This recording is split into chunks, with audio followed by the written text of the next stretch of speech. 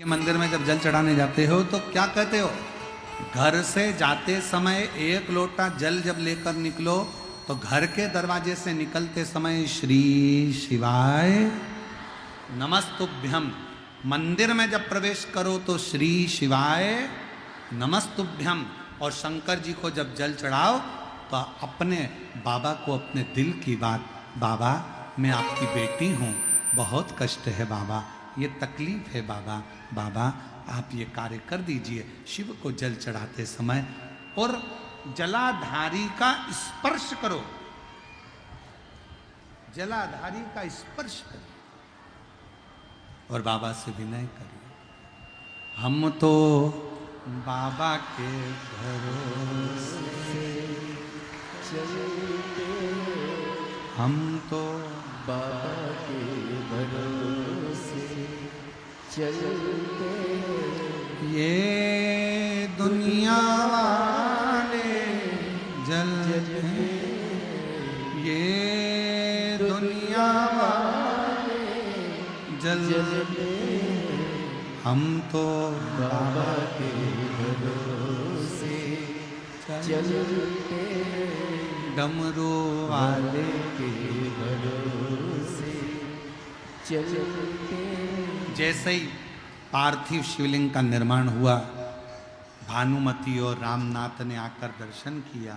दर्शन करते से ही बाबा से प्रार्थना करी, बाबा आज गांव के लोग शिवरात्रि का पर्व मना रहे हैं, सब घर से एक लोटा जल, एक लोटा दूध शिवालय जाना है। हमारे पास दूध ले जाने की भी सामर्थ्यता नहीं, हमारे पास दूध ले जाने की भी सामर्थ्यता नहीं। आप कृपा करें। अगर आपने कथा सुनी होगी रतनगढ़ की, तो रतनगढ़ की कथा में हमने कहा था कि शंकर भगवान को 50 किलो, 2 किलो, 5 किलो, 1 किलो दूध की जरूरत नहीं है। शंकर भगवान को अगर देसी गाय का 2 बूंद दूध भी चम्मच में लेकर भी अगर शंकर जी को चढ़ा दोगे तो शंकर उसको स्वीकार कर ले।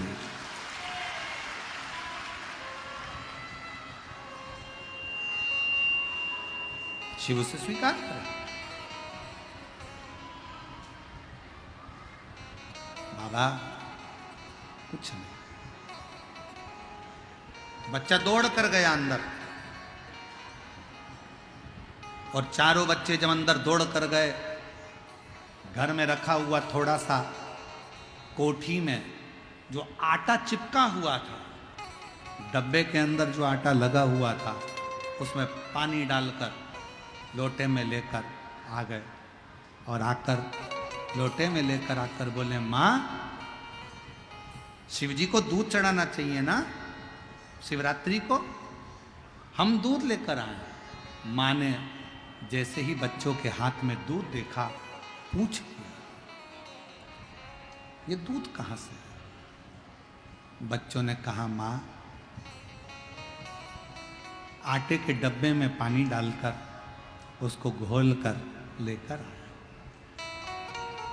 माँ शिवजी से कहती है, बाबा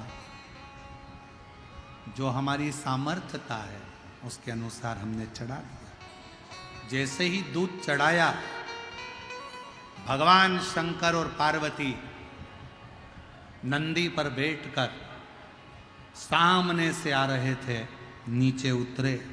पार्वती जी ने एक बूढ़ी का रूप लिया, सिर पे लंबी सी बिंदी, नासिका से लेकर शिखा तक मां पार्वती के सिंदूरा भरा हुआ था।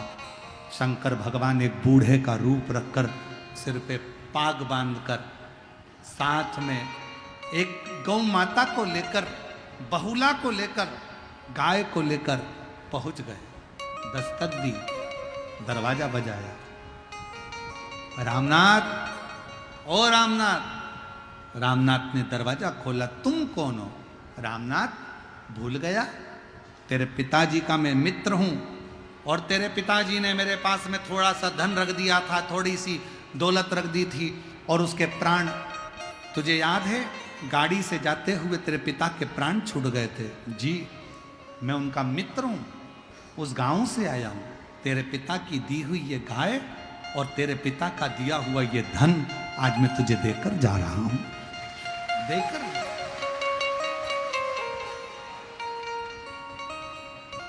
ये तेरे पिता ने दिया था, मेरे पास तो रखा हुआ था और मैं तुझे देकर तुझे दे। अरे कितनी, जरा विचार करिएगा। एक नियम अगर आपने पार्थिव लिंग के निर्माण का बना लिया, पार्थिव शिवलिंग के निर्माण का यदि एक नियम बना लिया कि प्रत्येक महीने की शिवरात्रि पर मुझे पार्थिव लिंग बनाना है, पूजन करना है। मैं बहुत दुखी हूं, बहुत कष्ट है, बहुत बीमारी है, घर में 1 रुपया नहीं है, कर्जे में लदालुम हो गई। 2 महीना, 3 महीना, 4 महीना अगर सच्चे मन से बाबा का विश्वास के साथ अगर पूजन करा है तो 5वें महीने में तो बाबा धन देकर ही मानेगा, वैभव देकर ही मानेगा, आपके हृदय की बात सुनकर ही रहे।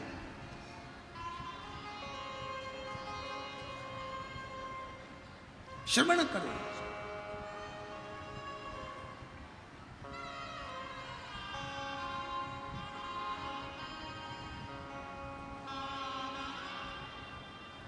जयपुर की भूमि पर जब 1 मई से 7 मई तक कथा होगी, दोपहर में 1 बजे से 4 बजे तक विद्याधर नगर स्टेडियम में, जब जयपुर के लोग और आसपास के लोग कथा सुनने आएंगे और आप लोग टीवी पर जब कथा सुनेंगे तो उसमें एक प्रसंग सुनिएगा।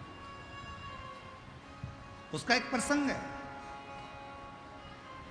शिवजी पार्वती जी को लेकर शमशान की फेरी लगा रहे थे, शमशान घूम रहे थे, शमशान महाशमशान में घूम रहे हैं, काशी में घूम रहे हैं।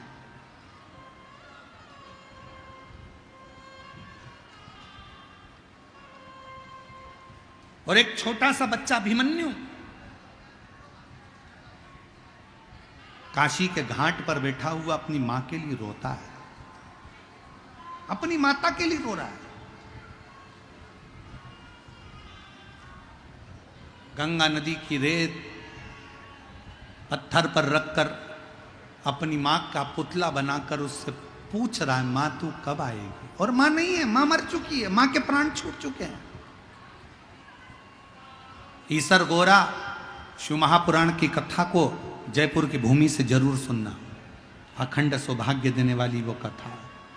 मेरी मां तू कब आई? पार्वती जी तो कुछ नहीं बोली, शंकर जी को लगा कि मेरे शिवलिंग की पूजन कर रहा है, पर वो मां का पुतला बना रहा था, बालू रेत से, गंगा की नदी की रेत से बालू का पुतला बना रहा था अपनी मां का। और शंकर को लगता है कि मेरा शिवलिंग का निर्माण करा है। शंकर भगवान उसी समय पर पार्वती जी को आज्ञा देते हैं, पार्वती जाओ इसकी मां बनकर इस बच्चे को गोदी में बिठाकर इसका लाड़ लड़ाओ और इसकी परवरिश करो।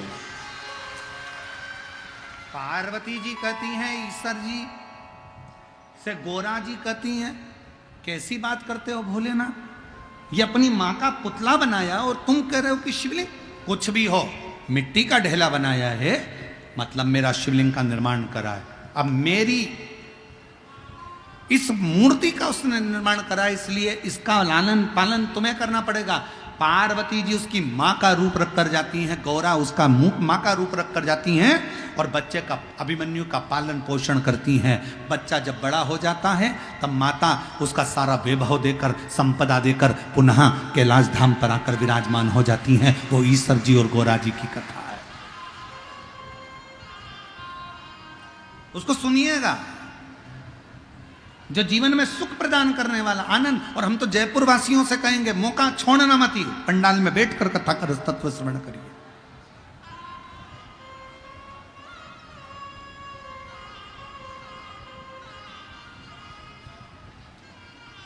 शिव तत्व को धारण करो, शंकर को धारण। तुम्हारे पिता के मित्र हैं हम, ये लो। शंकर कभी अपने असली स्वरूप में नहीं आता, शिव कभी अपने असली स्वरूप में नहीं पहुंचता। शंकर भगवान अपना रूप रखकर दूसरे के माध्यम से आपका कल्याण करवा देते हैं। और शिव जी ने आकर दिया, गाय का दूध निकाला, रतन माणिक मोती सब घर में भरा गया, पूरा महल बन गया, पूरा घर का लोग शंकर का गुणगान करने लगे। और ऐसी कोई शिवरात्रि नहीं जाती थी जिस समय पर वो चारों बेटे शंकर के पार्थिव लिंग का निर्माण नहीं करते थे। ऐसी शिवरात्रि की महत्वता, ऐसी शिवरात्रि की महत्वता हमारे शास्त्र, हमारे वेद, हमारे पुराण करते हैं कि जिस शिवरात्रि पर भूलवश भी अगर मट्टी का ढेला बनाकर भी पूजन किया जाए तो शंकर करुणा करता, शिव आनंद देता।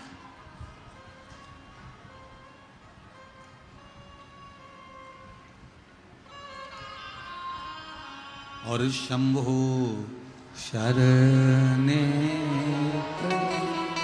मांगो घड़ी है, दुख का दया करीन दर्शन। शंभो शरणे मांगो